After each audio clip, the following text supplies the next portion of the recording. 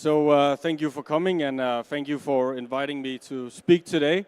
And welcome to Riyadh and the World Football Summit for anyone who's new here. I'm going to give a talk today on the central data system of the SPL, which we call QIMA, which in Arabic means value. And what I'm going to do is to walk you through the history of the system and what we achieved so far, and the principles behind the system. So that would be the QIMA story. We'll go into the vision and principles, and then in the end, we're going to look at how does QIMA actually work. Just very shortly, who am I? I used to be a neuroscientist. I did a lot of surgery on rat brains and other interesting things. I was a lecturer in neuroplasticity. Then I worked at FC Copenhagen as head of research and development. And for the last 14 months, I've been the director of football and data science at the Saudi Pro League. So in 2023, it was identified by the SPL that there was a league-wide gap in data intelligence, meaning that many clubs did not have access to data sources, and this was not being utilized properly. So in 24, the league went out and actually invested in these data sources to give all clubs access to the data source and also standardized data and insights. And those three were Spotlight, Stats Perform, Opta, and Catapult.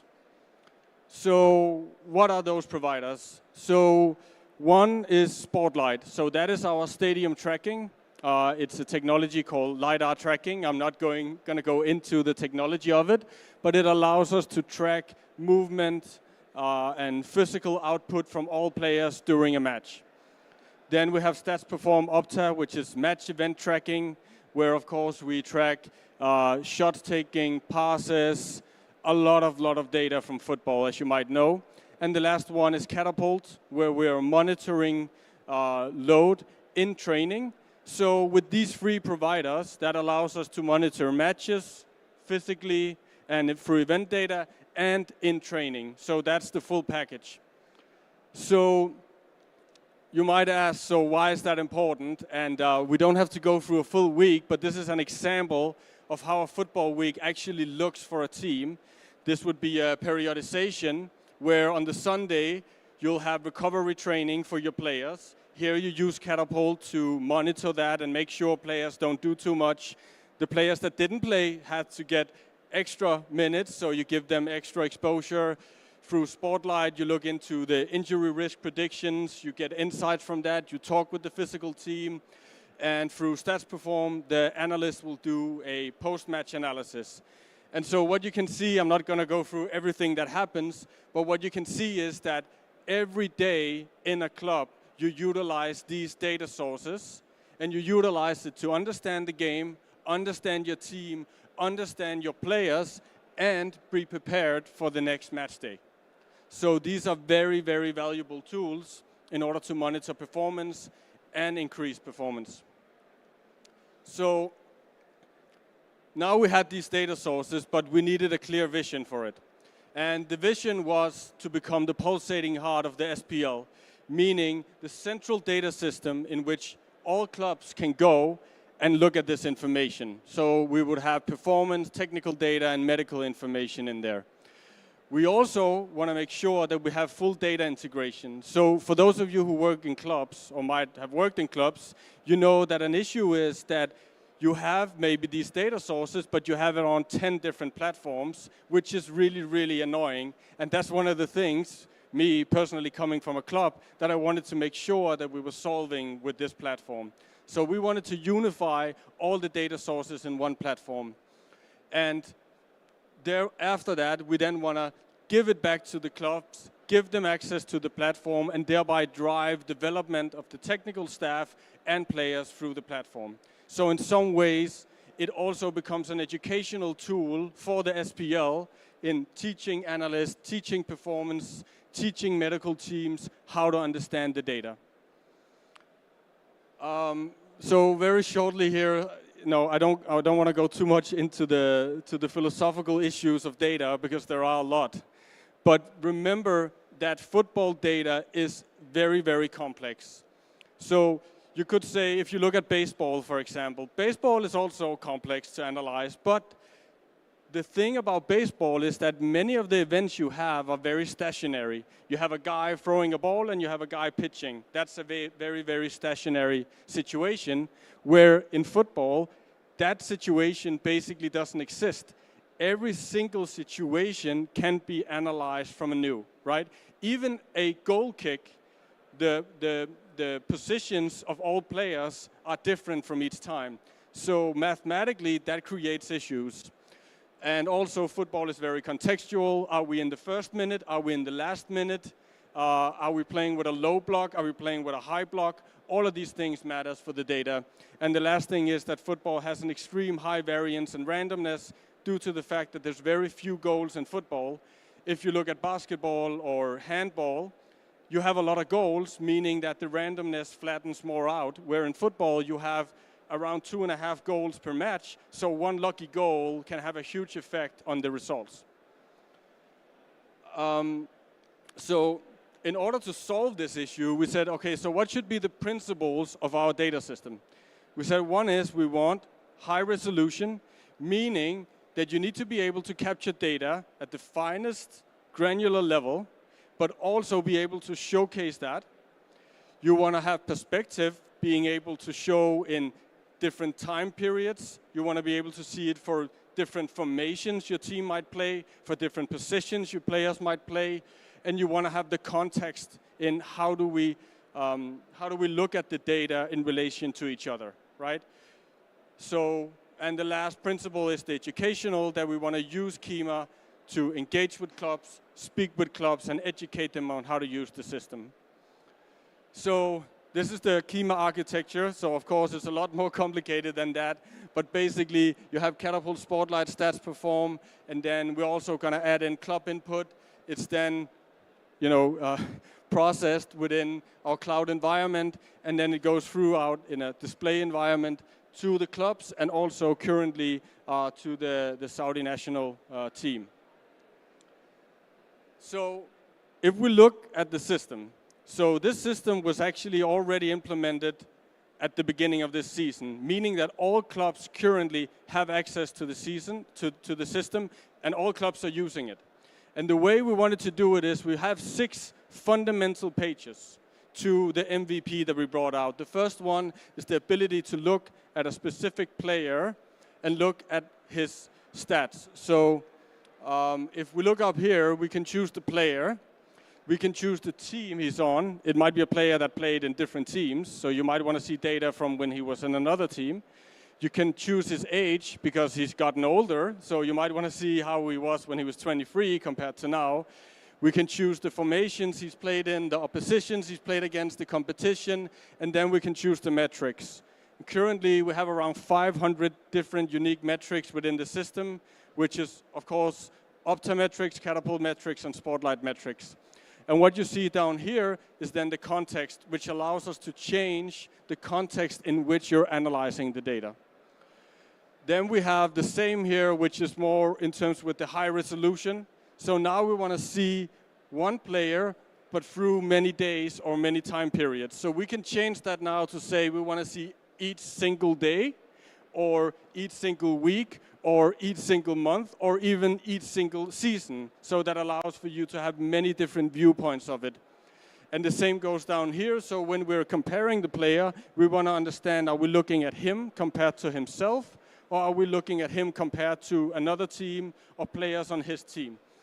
And the green and the red allows for you to see, is this a high number or a low number? It doesn't say if it's a good or a bad. That's quite important to remember. And so, in many ways, if you look at a visualization like this is a visualization that actually demands that people understand the data they're looking at.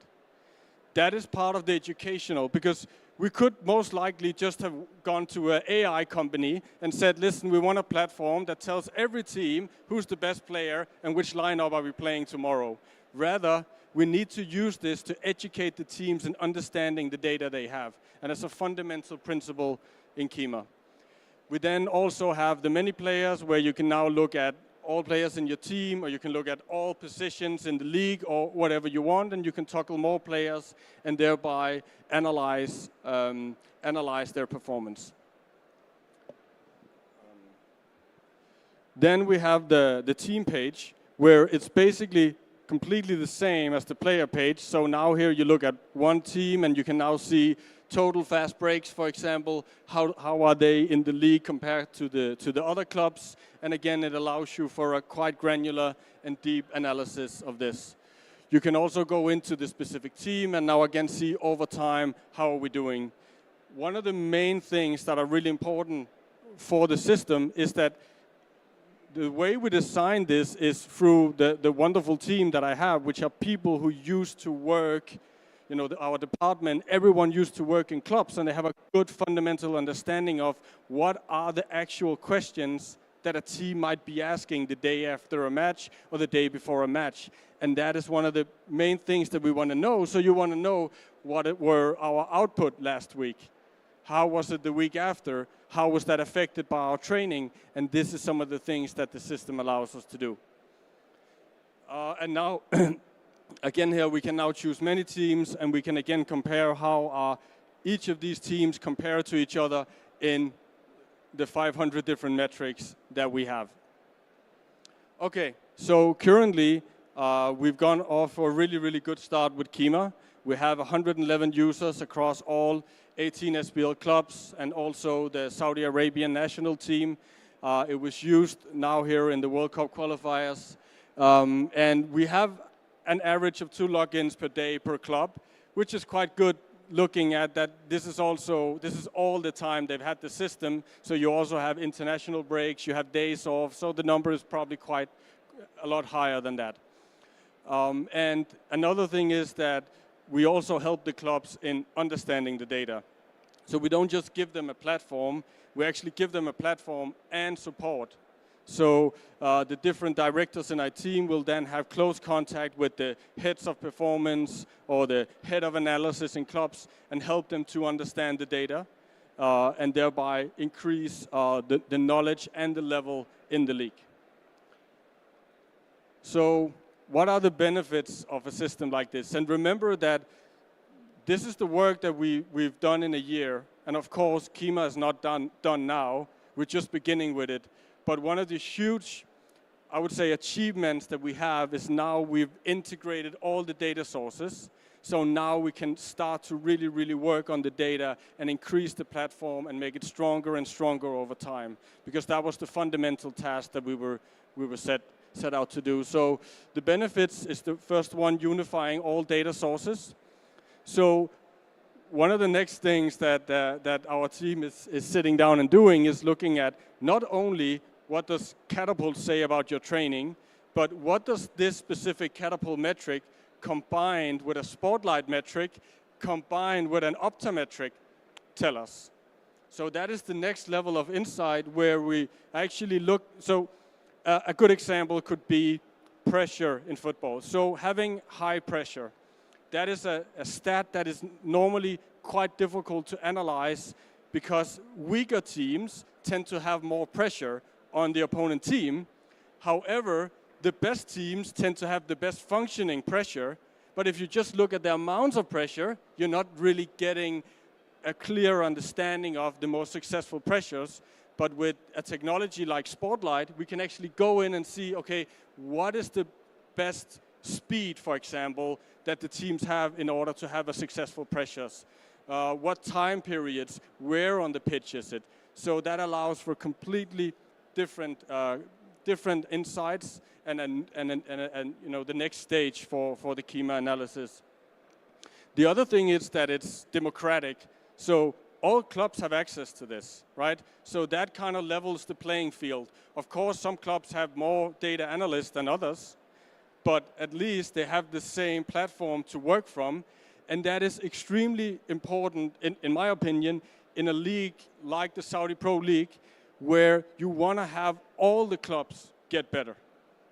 And you want that in any league, right? Because you could almost say that you should measure your league by some of the bottom teams. And if we make the bottom teams stronger, give them these capabilities, we allow them to compete on a higher level with the bigger teams. So it's very, very crucial to give them this support.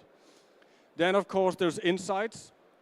So right now, we've already conducted a big study on the effects of Ramadan on training, which the QIMA system allowed us to do because we have access to all 18 clubs' training data. So now we can do that analysis and give those results back to the clubs. Currently, I know we're working also on the effects of temperature on the matches, on the physical output. So great insights can come from this. And just imagine in 5-10 years, when you have a full data set of 18 clubs on all the fundamental data points for performance, the amount of research and insights you can gain from that is completely invaluable. And then, of course, the educational part, the fact that we can use this to upskill the practitioners in the clubs, that is valuable. And it allows us to raise the standard in all clubs at all times and really, really engage with the clubs. So for me, QIMA has many, many benefits. There's also financial benefits, but we don't have to talk about that. But those four are really, really crucial. So that was it for me. I hope you enjoyed it. We enjoyed doing the work, and hopefully we'll just get better and better with QIMA over time. Thank you.